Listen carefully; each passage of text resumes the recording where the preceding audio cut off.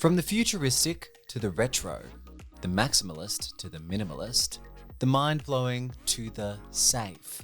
Each year brings design teams everywhere new trends, and with them, some pressure. Do you hop aboard the trend train? Do you risk being left behind if you don't? And which of these trends will really give your brand any more cut through than it had before? Whatever you think of design trends, it is the start of a new year, and therefore the start of a new list. These are the top 10 marketing design trends for 2024.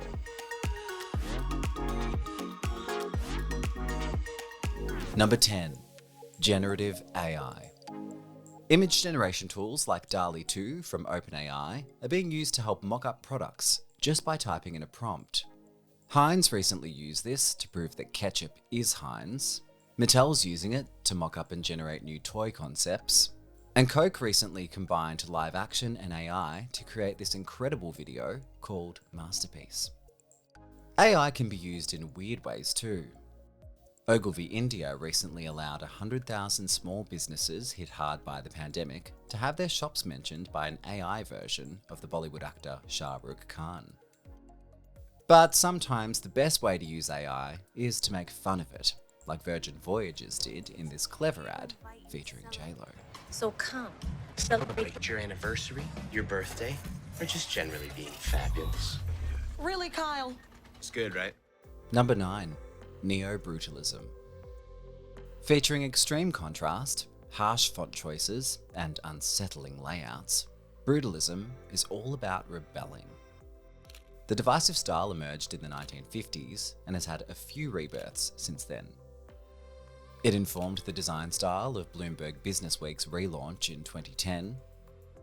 Then from around 2016, it began appearing a lot on websites. But since then, it's become a bit passé, with a lot of marketing teams simply slapping a bit of black text on a vivid colour and calling it a day. However, the trend is still kicking, being refreshed by Spotify's Equal initiative, who are using a vivid green, a true black, and some warped patterns. And Channel 4's rebrand by Pentagram, which proves that minimalism and brutalism aren't necessarily opponents, they can be collaborators. Number 8, Y2K Evolution. Y2K Evolution references early 2000s internet graphic design. It's a bit too much of everything. Bright bold colours, pixelated images, skeuomorphism, 3D elements, and liquid metals, all laid on top of one another. Think back to album artwork from bands like Atomic Kitten or NSYNC. Think about websites that were just wall-to-wall GIFs, or even screensavers that definitely put a virus on your computer. It complements what's happening in fashion at the moment, with chunky dad shoes, loud patterns, oversized t-shirts, and low-riding pants. It's a maximalist approach in a world that's arguably overrun by minimalism. And it's slightly less harsh and unsettling than Neo-Brutalism, but just as eye-catching. Number 7, Retro Vintage. Hey, guess what? The 60s are back. Hey, guess what? The 70s are back. Hey, guess what? The 80s are back. Hey, guess what? The 90s are back. Everything's back with retro vintage styles you'd recognize from the days of physical posters flooding digital design. The soft color palettes and quirky font choices of the 70s are appearing all over the place. The recent Burger King rebrand is an example of this, with browns, reds, greens, and mustards all feeling vintage and all reminding us of food. Then there's the 80s and 90s design styles that are all back with a vengeance. Plain backgrounds, high contrast images, and bold, inky text like these Nike, New Balance, and Apple ads are going to be all the rage this year. Line art is also back. And so are stickers, which take on new meaning in the worlds of social media, content, and even merch. Number 6, scrapbooking. Scrapbooking is also back, bringing cutouts, textures, scribbles, and even sticky tape to design. This hand-drawn manual design trend will add a sense of whimsy to design projects this year, along with a welcome human feel. Spotify incorporated a bit of this style in the creative for Wrapped last year, and a lot of YouTubers incorporate this style when doing explainers. So keep an eye on this trend, because you'll be seeing it a lot this year. Number 5, modern surrealism. From blending the flat with the 3D, or the physical with the virtual, modern surrealism uses technology to create designs that bend the mind. Sonos have done this really well, creating trippy patterns that morph out of their speakers to reflect the sound that's playing. And Microsoft have been doing this for a while with their product videos, drawing the eye to 3D shapes and textures that turn into parts of the UI. There are also examples of adding a surrealist flair to design, using warped text and patterns, and blending the flat with the 3D in a way that can't help but turn heads. Number 4, artificial morphism.